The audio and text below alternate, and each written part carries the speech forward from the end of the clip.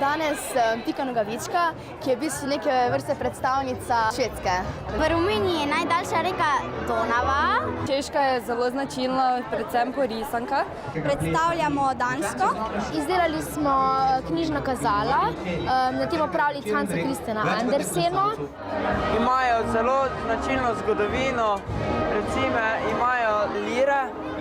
Mladi iz 32 sodelujočih vzgojno-izobraževalnih zavodov pa niso držav predstavljali le na stojnicah, ampak tudi s petjem in plesom na odru.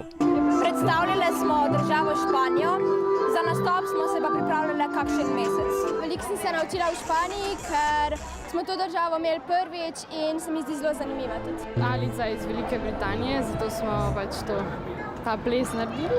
Smo si pogledali glasbo, določili, kdo bo glavna vloga stranska in pol smo vsak dan nadgrajevali naš ples. Evropsko unijo trenutno sestavlja 28 držav članic. V Evropski uniji mi je všeč, ker so države nekako med seboj povezane.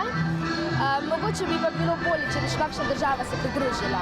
Velika Britanija se je odločila za izstop iz EU-ja, a to trenutno ni edina težava, s katero se sooča povezava. Pri Evropski uniji mi je mogoče samo to me je malo zmotilo, ker so začele meje zapirati, ter postavljala se je žica in me je to malo tako pokvarilo to celotno povezovanje.